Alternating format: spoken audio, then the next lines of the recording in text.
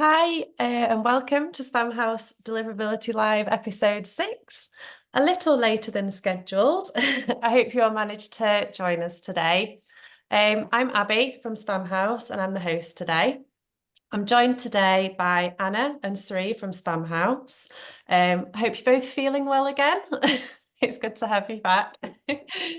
Today, Anna and Sri are going to be talking about Spamhaus delisting requests, the do's and the don'ts.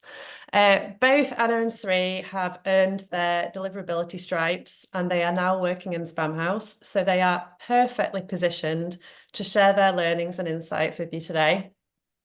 Make sure you get all your questions ready as usual, and I'll hand over the mic. So over to you guys. Yep. Thank you, Abby, and welcome all to the discussion on the best practices for submitting the Spamhaus delisting request, the do's and don'ts. So the first place to start with Spamhaus delisting requests is the Spamhaus checker. And you can visit the Spamhaus checker at check.spamhaus.org. And we also encourage you to visit our redesigned shiny new spamhaus.org website, where we have a lot of resources and free tools like the block list checker, the repetition checker, and so on. And of course, the delisting portal too. So once you're on the Spamhaus checker, you can query for an IP, domain, ASN, URL, hash, any of these in the Spamhaus checker. And before we go ahead to set some expectations on what we're going to be discussing today. So we would be discussing about the delisting requests for Spamhaus CSS, DBL, and XBL listings. We would not be discussing about Spamhaus BBL, HBL, and SBL listings. And if you'd like to hear more about SBL and BBL delisting procedures, please comment below, and we will have them included in our future discussions. So first to begin with, what's a CSS and a DBL listing? So CSS, or combined spam sources, is an automated list of mostly static IPs that either have a poor reputation or a compromised host or misconfigured and so on. So you can use the Spamhaus checker to see if you're part of this list, and you also have an option to get delisted if you're eligible. Since these are automated listings, we catch a lot of hosts which are misconfigured. So we highly recommend that you first check the Spamhaus checker to see why your IP is listed. And to check if your IP is listed for misconfiguration, you can use aboutmy.email.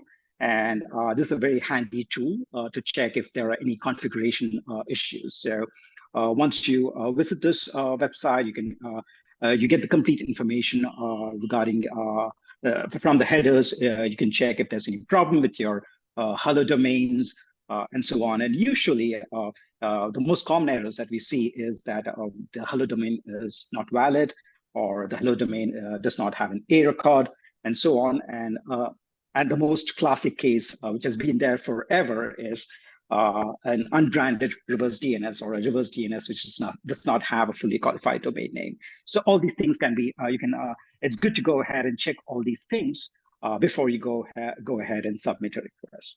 And similarly with DBL, DBL is a list of domains that can be part of our domain block list for multiple reasons, most probably due to poor reputation.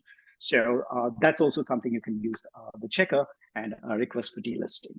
And to speak about XBL and what are the few do's for Spamhaus delisting requests, I'll pass it on to Anna. Yeah, Anna, take it away.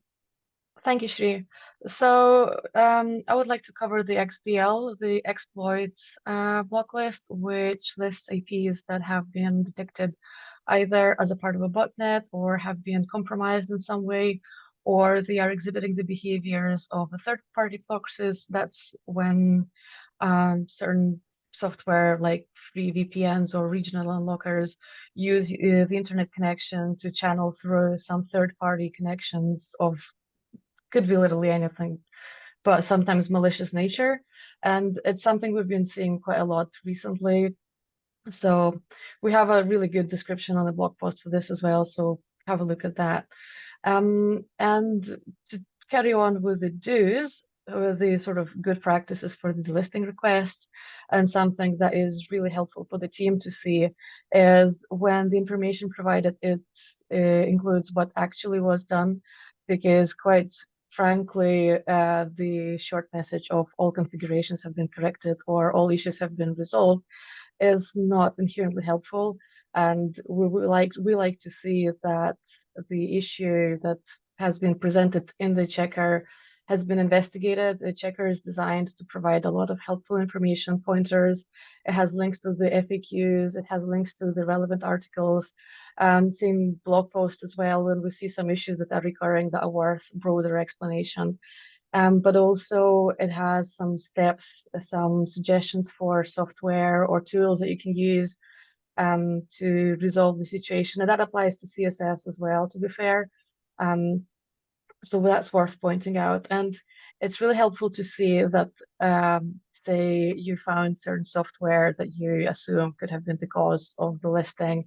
And if you mention that that has been dealt with or removed, or if the ports have been closed, or if you provide certain timeline when you've done it, that also would be really helpful, because that gives us an estimate to see if it's been the last detection has happened before you've done something or after.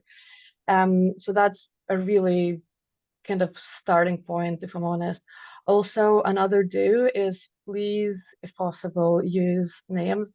It's really frustrating to see when someone sends us admin or support, and then someone else from the company comes around and says that no, they actually are the admin and the support. It kind of throws us off a little bit, and it's helpful for us to again see if the people who is delisting is the same person or if it's a big team. And ideally, it would be that you go and talk to the staff internally first, or contact your ISP if you have problems with listings. And then the ISP contacts us directly, or your technical staff. That helps us just sort of shorten the loops of the delistings and deal in the most efficient manner, because again, the tools can be used, the maintenance can be done, the diagnostics can be run, and it just makes it a lot quicker and easier for everyone. Yeah, and another thing to do is, not everyone knows, it's again one of those things that's not immediately obvious, but the ticket link can be shared around. So whichever the conversation you had with Spamhaus, you can provide that link to your ISP or to your tech staff, so they can pick it from there and see what already has been provided. It saves the team a lot of time not having to reiterate and repeat ourselves. Our initial responses are very detailed. They've been crafted to provide you with a wealth of information and sort of stepping stones where to start your remediation process. But I appreciate that there might be questions that we're happy to respond to. So again, if there's anything that you have done and you provide us information and you still would like to sort of elaborate on a little bit, don't be afraid to write it down, because this really helps us to help you in a way. So these have been sort of the main do's from my end, is that you say who you are, don't use the VPNs to obfuscate your IP, because that does just look suspicious from our end. If you want genuine help and you want your IP to be removed, we don't see why would you use a VPN to obfuscate your, where you're connecting from, so to say. Contact your tech staff for help, and then come to us, and then feel free to share the link around. These are sort of the main points. Also, yeah, provide the information what actually has been done instead of everything has been fixed. And with those sort of short but sweet do lists, I will pass over back to Shri with the don'ts. Sure. Thank you, Anna. And just want to remind our audience, if you have any questions for us, feel free to put it in the comment section. So yeah, we can go through it. So I think Anna covered all the do's. I'll just add on one more thing to this. Is something we see is a lot of IPs get compromised, and they end up in our CSS list. So if you do figure out that there has been an issue that you're able to identify, give us that information, like let us know the email address which is compromised and so on. So because we can go ahead and check it out with the information that we have, and instead of having a lot of back and forth, we can just go resolve the issue, because we know if you've already fixed the issue, we don't want it to be, we want the IP to be part of our CSS list. And yeah, I think the other thing is about the bounce message. You'll have to look at the bounce message, what exactly the bounce message is about, if it refers to a Spamhaus listing. then definitely that's something which we can help. But if it's related to a non-spam house or it's not related to a spam house bounce message, there's nothing much we can do, because you'll have to follow the link in the bounce message and resolve it. And trust us, we get all kinds of tickets with all kinds of bounce messages. So it's really helpful if you actually follow the link on the bounce message itself. And moving on to what not to do, or things that you can avoid. The first thing is try to open a ticket from the affected domain that you're having issue. We see tickets from free mail providers, and it's really difficult. We do not know if you're speaking to the actual IP owner or the domain owner. So we don't know if the suggestions or the recommendations that we provide can actually be implemented. So avoid using any free mail email addresses while opening tickets. And this is something which, again, Anna mentioned, is do not open multiple tickets. We quite often see that, say, an ESP opens a ticket and they at the same time tell their customer to open a ticket too. And it's just duplication of effort over here. And we would really like to just speak to someone who actually has control over that particular domain or IP. The other thing which we unfortunately see a lot is chatbots and using AI-generated content in tickets. That's not at all helpful for us, because as you know, most of these AI models are just a lot verbose without actually going into the issue. So just keep the issue very simple. Let us know what the issue is, what the bounce message is. All AI-generated content is just a lot of waste of time for us. Again, something which Anna mentioned is using VPNs and hiding your information. That's not at all helpful for us. And similarly, do not provide us too much information too.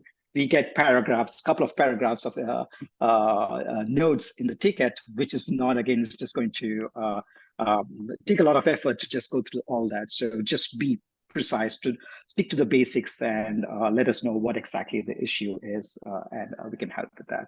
And finally, is something which a lot of marketers love to do, is explaining the business model. Unfortunately, it's not at all relevant for us. We don't need to know your business model. So just let us know what issue you're facing, and we are here to help you out. And a few things from a deliverability perspective. So a couple of things, like, before submitting requests, we highly recommend to check the data at your end. Like, hey, is there a drop in engagement? That might be one of the reasons that you're getting listed at CSS. Has there been a recent spike in email volume? That can also be a cause of CSS listing. And we often see people do not warm up their IPs, or IPs which have been dormant for a while, and sudden spike in mailing. So if you can do all these homework, if I can say that, and then get to us, it just makes both our jobs easier. And another thing with CSS very common is spreading your traffic across too many IP addresses. This is also something that, if you know something which that you're already doing, those are the best practices that you need to follow before even getting to us. So those are a few tips. And just to summarize what we've discussed today: provide the relevant information in the ticket, the IP address, domain, the bounce message, and what has been done to either identify or resolve the issue. Keep the ticket very simple. Avoid opening multiple tickets or hiding information. And finally, what I would say is, please brand your IP as much as possible. The hello domain, the reverse DNS domain, branded to your domain, so that it just makes our job a lot more easier. Anything to add to that, Anna? I actually see we have a couple questions that, before we run out of time, I would like to bring up. One of them is, I see, could you please elaborate about the informational listings? So for those of you who have missed the beginning of the webinar, we are only discussing the CSS, DPL, and XBL listings today, where the informational listings are related to the SBLs. And if there is demand, we could go over it at some point in a separate topic for the webinar. Unfortunately, this is not something we are covering today. And the second question, Shri, if you want to take it, I'll read it for you. Hello, I have experience in delisting IP ranges from Spamhaus. Maybe you have a template which would guide how to communicate with the Spamhaus to save some time delisting IP ranges. I'm not quite sure if which exactly listing type they are speaking about, though. Yeah, I think I don't know if we have a template per se. That's what we are trying to avoid over here, not just using templates, provide us relevant information. So usually you would get to the Spamhaus website from a bounce message, or if you, that's the usual way path to getting to Spamhaus. So based on the listing, that's how we can go ahead and troubleshoot. So once you use the Spamhaus checker, we provide you a lot of information. And like Anna mentioned, it tends to be a lot verbose heavy, but there's a reason why we provide so much information, is because it definitely has to be one of the reasons that why you're getting listed. So if you just go through it and see what is relevant for you, that itself would be really helpful. Then to add on top a little bit of that, the listing IP range, I would suspect, again, it would be either SBL or PPL listings we're talking about, which are not included in today's discussion, as both CSS and XBL only list individual IPv4s and IPv6s. So please come back to us in a comment. We're happy to elaborate there.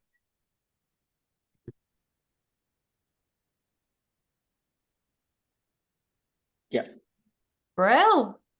Great stuff. Thank you, Anna and Sri. Loads of useful tips today. Really great session. And thank you for everyone out there getting involved in the questions. I know we were unable to answer some of them, but like we say, this could be a topic we address in the future. So really great that you brought that up. Thank you. The recording is always available live on the event. So if you want to watch this back, you can do. We also place it on YouTube. So anything here today, you can look back on. I think we answered all questions, but if we didn't, we'll pick them up on the comments and we'll be sharing details of the next episode very soon. So yeah, thanks guys. And thank you, Anna Sri, again. Absolutely brilliant.